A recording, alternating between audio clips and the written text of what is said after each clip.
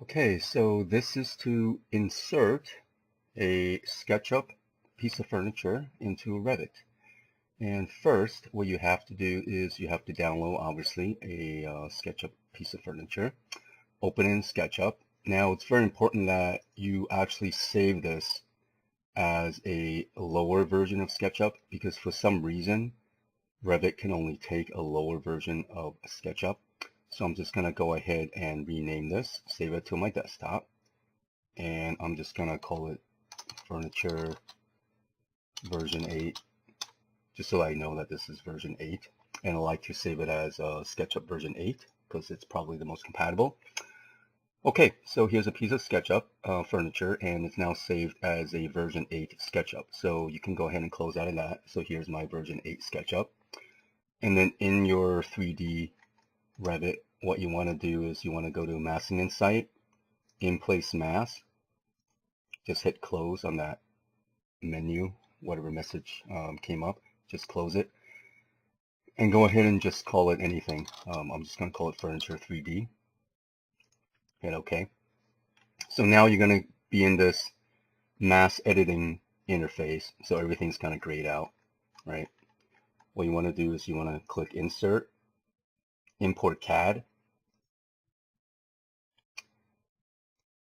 and then make sure that you scroll down here to SketchUp files, SKP, specifically SKP. You want to insert as a black and white image, or black and white model, rather. And the reason is because it won't keep any of the materials or colors from SketchUp anyway. And this you can select whether or not you import everything or just whatever is visible in SketchUp, meaning layer-wise. And assuming that the imported units are in inches and everything's automatically correct, go ahead and click Open. Now you notice that it's somewhere here, buried in here, so it's in the basement because I inserted it in the basement. So go ahead and just move that out so you can see it. It looks like it came in pretty well. Looks like it came in pretty well, so looks great. Let me do a realistic view. Okay, so looks good.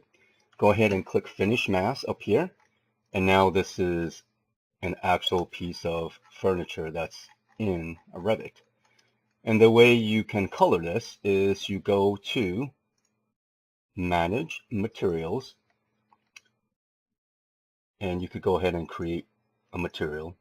So in this case, I just created new. I'm going to go ahead and call this EL. I like to start with my initials when it comes to materials so I can find it quicker.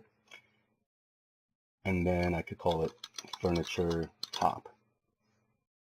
Okay, so just name that and then go to your asset browser,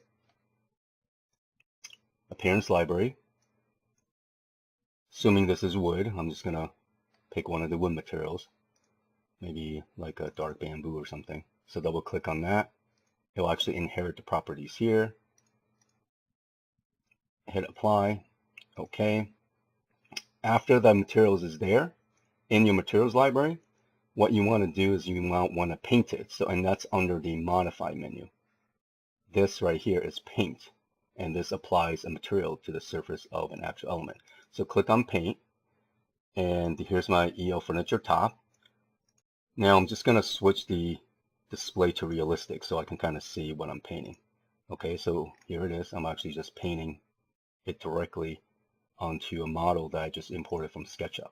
Okay, it's a little bit labor intensive. There are other ways you can do this easily by importing it without having to worry about the materials. You could also organize the materials by layer if you export this as a DWG file, but that's a whole new process that's a little bit different from this.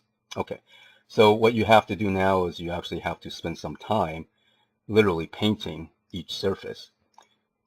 So it's a little bit of a hassle, but I think if you do it brute force wise, you know, probably less than 10 minutes, you can paint this whole piece of furniture. Okay, and I think that's about it. And have fun. Well, before we go, let's do a little rendering of this, okay? Let me actually finish painting some of these grids here.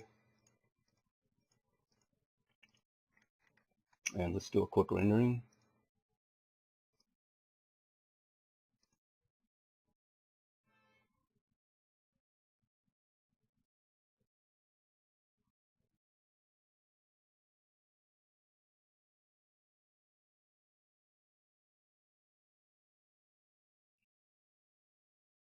Okay, everything looks good.